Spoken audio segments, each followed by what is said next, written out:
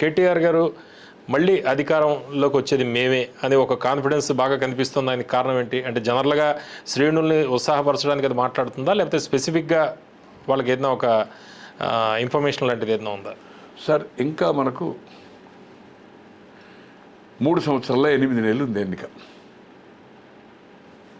4 సంవత్సరాలు లోక్సభ, 3 సంవత్సరాలు 8 నెలలు జమిలీ ఎన్నిక రాకపోతే అసెంబ్లీ. ఈరోజు 25వ సంవత్సరంలో అడుగిడుతున్న సందర్భంలో భారీ భారీగా సపడింది. ఇది వాళ్ళకి అలవాటే. ఎప్పుడు ఈ 4 లక్షలు 5 లక్షలు అయింది కామన్. ఎన్నో వాళ్ళకేంది రొట్టె పిండి కొద్ది రొట్టె అన్నట్టు వాళ్ళకు అది డబ్బులు ఉన్నాయి. ఈరోజు 100 కోట్ల పైన ఖర్చు పెడుతున్నారు. జన సమీకరణ వాళ్ళకు క్యాడర్ ఉంది. గ్రామాల్లో గత ఎన్నికల్లో జడ్పీటీసీలు, మండలి టీసీలు, మున్సిపాలిటీలు మెజార్టీ స్థానాలు గెలిచారు. జిల్లా పరిషత్ అన్నిటికీ అన్నీ గెలిచినవి ఉన్నాయి. కొంతమంది మారవచ్చు. ఇప్పుడు ఇంకా ఎన్నిక కాలే కదా. తో రాబోయేది స్థానిక సంస్థల ఎన్నిక. ఖచ్చితంగా వాళ్ళకి ఏదైతుందో ప్రజల సమీకరణ చేయగలుగుతారు. డబ్బులు వెహికల్ ఏం ప్రాబ్లం లేదంటున్నారు. వెహికల్ ఇచ్చినాక ఏదైతుందో ఆటోమేటిక్గా అక్కడ లోకల్ల వల్ల మిల్స్ అరేంజ్మెంట్ ఎవరైతే ఇన్ఛార్జ్నో వాళ్ళు చేస్తారు, వస్తారు. దాని సందర్భంలో ఇంటర్వ్యూస్ ఇస్తున్నాడు. నేను కూడా చూశాను నిన్న చాలా ఒక హాఫ్ పేజ్ ఆఫ్ 1 పేజ్. రాబోయేది అవుతుందో మన ప్రభుత్వమే, కేసీఆర్ ముఖ్యమంత్రి అవుతాడు. ఎప్పుడు 3 సంవత్సరాలు 8 నెలల తర్వాత. 4 సంవత్సరాలు జరగబోయే ఎన్నిక కేంద్రంలో ఈసారి మోడీ ఉండడు. సార్ ఇది మాట 2019లో కూడా చెప్పిండు కదా, 2024లో కూడా చెప్పిండు కదా. అబ్కా సర్కార్ కిసాన్ సర్కార్, దేశంలో మేము రోల్ ప్లే చేస్తామని ఎంటైర్ బీఆర్ఎస్ అని పెట్టి జాతీయ స్థాయిలో కొన్ని రాష్ట్రాల్లో శాఖలు పెట్టి అన్ని లోకల్ రీజనల్ పేపర్లో అడ్వర్టైజ్మెంట్లు ఇచ్చి కటౌట్లు పెట్టి we will play the role. ప్రధాని కూడా అవుతాడని ఆల్మోస్ట్ ఆల్ కొంత భజన చేసిన మీ పార్టీలో వాళ్ళు కూడా ఉన్నారు. కొన్ని దేశకి నేత 100 కోట్ల రూపాయలు. మహారాష్ట్రకి అయితే కొన్ని 1000 కార్లతోటి ప్రదర్శన చేశారు, శాఖలు వేశారు. ఢిల్లీ ఆఫీస్ తీసుకున్నారు. ఎక్కడ పోటీ చేసింది లేదు. ఇక్కడ కూడా ఒక సీట్ వచ్చింది లేదు, 0. 8 సీట్లో డిపాజిట్ పోయిన సంఘటన. తన సొంత పార్లమెంటు నియోజకవర్గం కరీంనగర్, తన ప్రాతినిధ్యం తన సిరిసిల్ల నియోజకవర్గంలో మెజార్టీ రాలి. హరీష్ రావు గారు, కేసీఆర్ గారు ప్రాతినిధ్యం వచ్చిన గజ్వేల్, సిద్దిపేట, అది మెదక్ పార్లమెంట్ కింద వస్తుంది. వాళ్ళ కాన్స్టిట్యున్సీలో అసెంబ్లీలో మెజార్టీ వచ్చింది. ఆ సీటు కూడా కోల్పోయారు. తో ఇట్లా ఏదైతుందో ఎప్పుడో వచ్చే ఎన్నిక నిజంగానే మొన్ననే చూశాను, ఒక 5-6 రోజుల కింద 7 రోజుల కింద. ఇప్పుడు ఎలక్షన్ ఎటువంటి ఛాలెంజ్ స్వీప్ చేస్తామని ఒక కార్యకర్తల మీటింగ్లో కేటీఆర్ గారు చెప్పిండు స్థానిక సంస్థల ఎన్నికల్లో. అలాగే 3-4 రోజుల కింద కార్యకర్తల సమావేశంలో మాజీ మంత్రి దయాకర్ రావు గారు దమ్ముంటే పెట్టుమని ఏదైతుందో ఈ స్థానిక సంస్థల ఎన్నికల్లో మెజార్టీ రాకపోతే నేను రాజకీయాలకు వెళ్ళి తప్పుకుంటా అన్నాడు. నేను ఒకటే అడుగుతున్నా మీ తెలుగు పాపులర్ ద్వారా, కేటీఆర్ గారు కానీ, హరీష్ రావు గారా, కవిత గారా, లేకపోతే దయాకర్ రావు లాంటి వాళ్ళ ఎవరెవరైతే స్టేట్మెంట్స్ ఇస్తున్నారు, రేపు ఈ మీటింగ్ నుంచి మేము స్థానిక సంస్థల ఎన్నికల్లో నమ్మకం, విశ్వాసం ఉంది మాట్లాడుతున్నారు. ఈ సమావేశం నుంచి కేసీఆర్ గారు ఒక పిలుపు ఇమ్మని, మేము స్థానిక సంస్థల ఎన్నికల్లో మెజార్టీ రాకపోతే, ప్రజల్లో వ్యతిరేకత ఉందంటుండ్రు కదా, ఇప్పుడు ఎన్నికలు పెట్టినా కూడా ఏదైతుందో మటాష్ అంటుండ్రు కదా, ఇది ప్రజా వ్యతిరేక ప్రభుత్వం అంటుండ్రు కదా, నీళ్ళు లేవు, కరెంటు లేవు, ఏదైతుందో ఎవ్రీథింగ్ అన్నిటికీ కరువు కాటకాలు వచ్చిందని చెప్తున్నారు కదా. తో కమాన్ ఛాలెంజ్ చేయండి ఆ వేదిక మీద నుంచి కాంగ్రెస్ పార్టీకి. నాకు అవసరం లేదు కాంగ్రెస్ పార్టీ గెలుస్తుందా, మీరు ఉంటారా పోతారా, కానీ మీకు నిజంగానే నమ్మకము, ప్రజల మీద విశ్వాసం ఉంటే లోకల్ బాడీలో మేము ఏదైతుందో గెలుస్తామని ఛాలెంజ్ చేయండి. We will take it in the referendum. మేము దీంట్లో గెలవకపోతే, మెజార్టీ గెలవకపోతే మేము పార్టీని రద్దు చేసుకుంటామని చెప్పండి. ఎన్నికల్లో తప్పుకుంటామని చెప్పండి. అంటే గోవిందప్రకాష్ గారు లేటెస్ట్గా ఒక సర్వే వచ్చింది, శ్రీ ఆత్మసాక్షి సర్వే. అందులో ఇప్పటికిప్పుడు ఎన్నికలు జరిగితే కాంగ్రెస్ పార్టీకి 37 నుంచి 39, దాదాపు 40 దాకా, బీఆర్ఎస్కి 58 నుంచి 60, బీజేపీకి 18 నుంచి 19, ఎంఐఎం 6 నుంచి 7.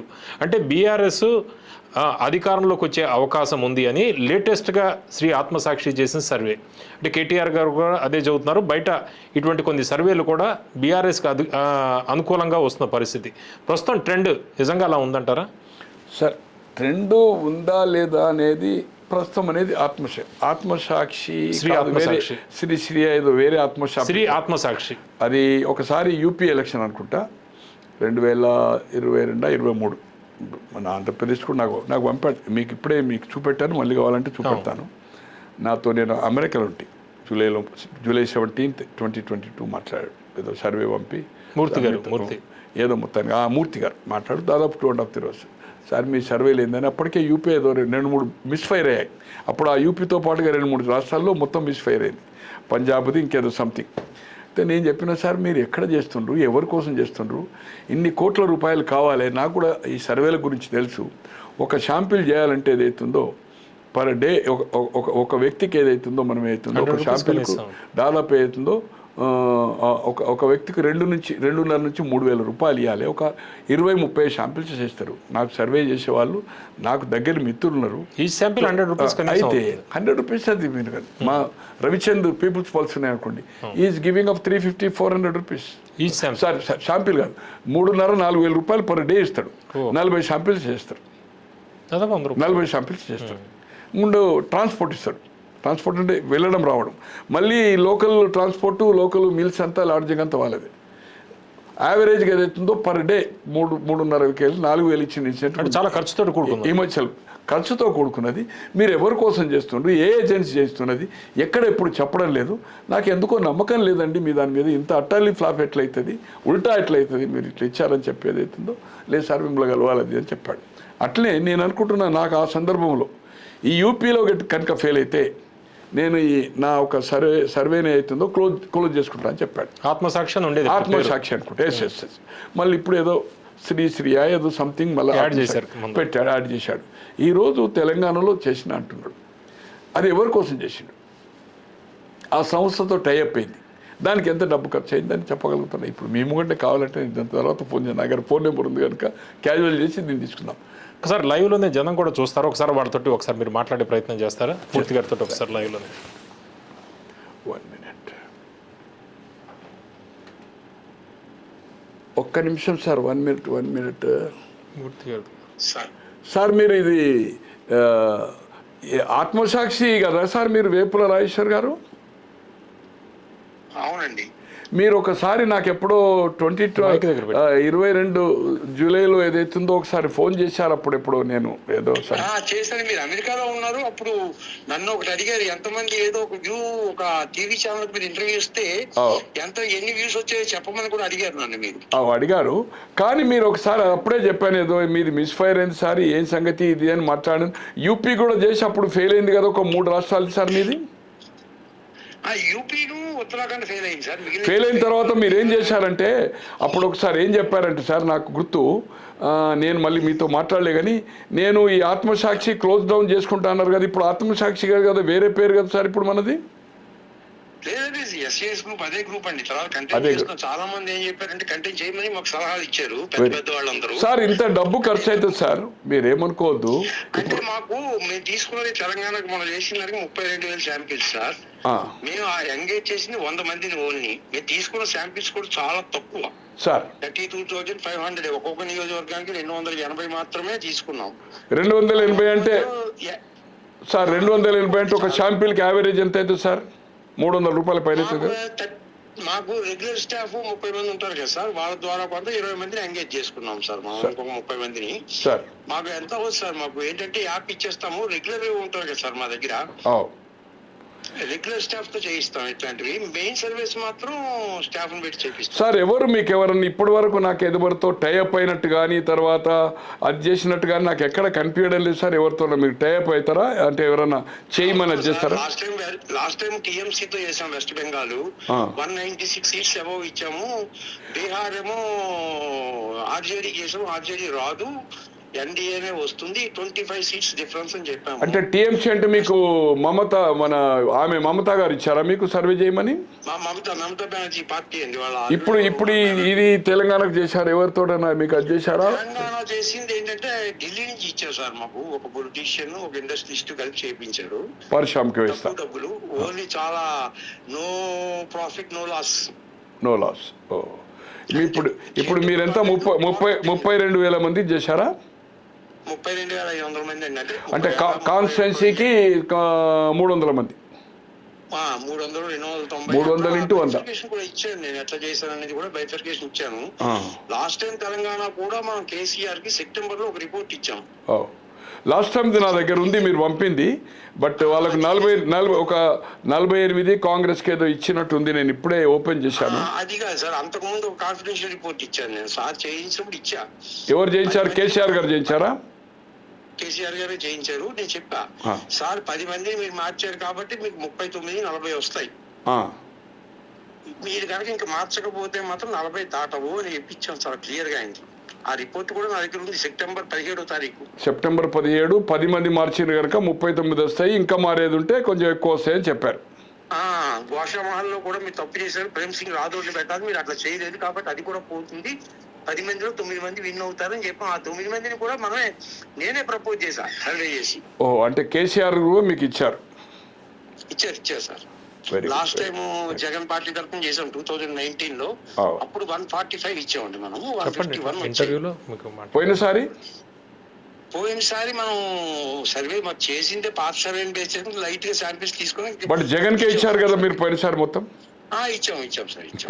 2024 లేదు అంటే సర్వేలో అంత డిఫరెన్స్ రావద్దు అనేది నా యాంగిల్. మనము అమెరికా మీరు మాట్లాడినప్పుడు కూడా చెప్పిన నేను, ఎందుకంటే మేము ఒక్క విషయం చెప్తాను మీకు, ఏమనుకోకండి. చెప్పండి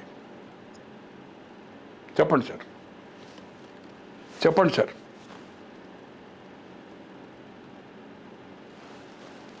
హోల్డ్లో పెట్టండి. చెప్పండి సార్. ఆ రోజు కొన్ని విషయాల్లో మేము చాలా ఇబ్బంది పడ్డాం సార్ ఆంధ్రాలో. సార్ సర్వే ఆ రోజు ఆ రిజల్ట్ ఇవ్వకపోతే మా పరిస్థితి దారుణంగా ఉండేది. ఓహో సార్, వెరీ గుడ్. మీకు మీరు చెప్తున్నాను మనసులో వద్దులేండి. లేకపోతే మేము అసలు బతకలేని పరిస్థితి వచ్చింది. Right sir. కానీ చంద్రబాబు నాయుడు గారి దగ్గర నా సర్వే రిపోర్ట్ ఎలక్షన్ అయిపోయే రోజు దాకా ఆయన బ్యాగ్ లో ఉంది. ఏది మీరు వాళ్ళే వస్తారు అన్నట్టుగా ఇచ్చిండ్రు. అంటే ఇంత సీట్ ఎక్స్పెక్ట్ చేసిండ్రా మీరు? ఆ సీట్లు 27 సీట్లు దాటవు వైసీపీగా ఇచ్చాం మనం.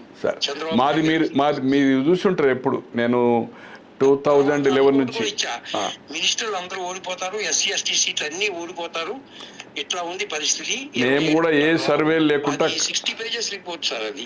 అదే మేము ఏ సర్వేలు లేకుండా కామన్ సెన్స్ తోటి మాట్లాడినా మీరు చూశారు. 23 కంటే కూడా తక్కువ వస్తే ఆశ్చర్యపోవద్దు. ఆ స్ట్రెంత్ కూడా రాదు. హౌస్ అటెండ్ కాడు.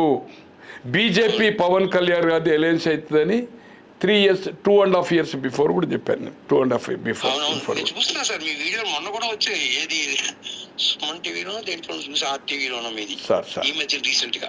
Thanks sir. థ్యాంక్స్. కలుద్దాం ఎప్పుడన్నా. ఓకే, చెప్పండి ప్రకాష్. అయితే ఇప్పుడు మీ ముందే మాట్లాడాను కదా.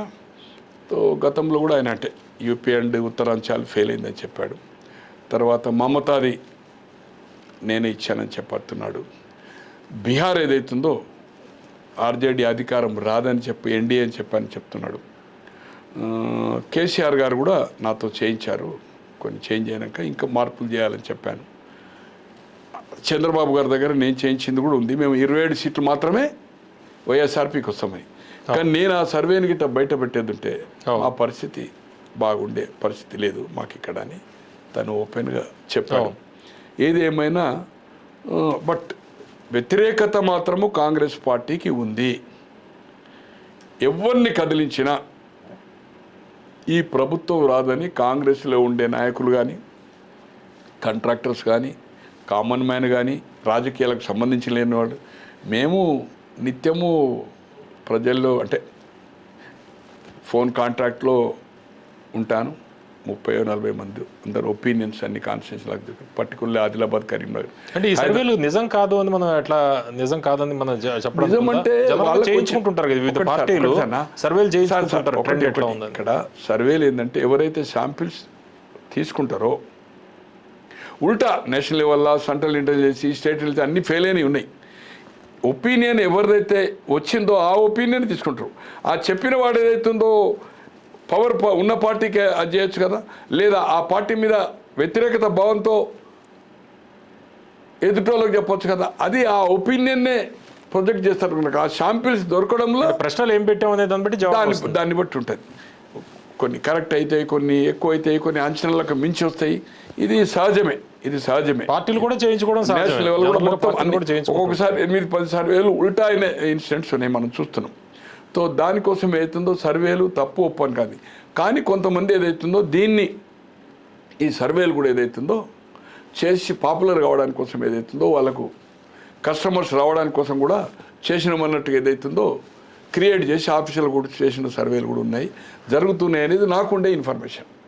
కొందరిని రియల్ చేసేవాళ్ళు నా మిత్ర బృందాన్ని అడిగినప్పుడు, నా చేసేవాళ్ళేమో నాకు 2 గ్రూప్ చేసేవాళ్ళు ఏదైతుందో నేను ఓపెన్గా చూస్తాను, నిక్కచ్చిగా నిజాయితీగా అండ్ ఒక పేపర్ తోట, ఒక సంస్థతోట, ఒక నేషనల్ లెవెల్ తోట అనుబంధమయ్యే చేస్తారు. పెద్ద ప్రాఫిట్ హైపై చేసేవాళ్ళు కాదు. ఓపెన్ అప్ బ్యాలెట్, తర్వాత ఇప్పడము, దాన్ని బండల్ చేయడము, తర్వాత రిపోర్ట్ అంతా నేను 1-to-1 ఏదైతుందో అవన్నీ వాళ్ళతో పోయిన వాళ్ళతో వచ్చిన వాళ్ళతో నేను చూసిన వాడిని ప్రాక్టికల్గా. అదే దాంట్లో బ్లాక్లో నేను ఒక అపార్ట్మెంట్లో ఉండేవాళ్ళు. ఈ స్టాక్ అంతా ఈ వచ్చిన ప్రింటింగ్ కానీ డబ్బాలు కానీ అంతా నా దాంట్లో పెట్టేవాళ్ళు. నాకు మంచి మిత్రుడు, దాంట్లో పర్టికులర్లీ నేను దాపరికం ఏం లేదు. రవిచంద్ అని ఈజ్ ఎ ఫైర్. 2010 వరకు రాజశేఖర రెడ్డి గారితో 99 నుంచి 2010 వరకు 11 సంవత్సరాలు ఉండి, తర్వాత జాతీయ సర్వేలో ఈరోజు 1, 2, 3, 4, 5లో వస్తాడు. People's Pulse is a perfect, నిజాయితీగా నిక్కచ్చిగా. తందు కూడా ఒక మిస్ఫైర్ అయింది, వేరే సంగతి. బట్ మేజర్ ఇప్పటి వరకు ఏదైతుందో ఫైర్గా. అండ్ పిల్లలు కూడా స్ట్రిక్ట్గా ఉంటాడు, సూపర్వైజ్ చేస్తాడు. వాళ్ళకు డబ్బు కూడా హయ్యెస్ట్ నేను అనుకుంటున్న ఏ నేషనల్ సర్వీస్ కూడా అంత పేమెంట్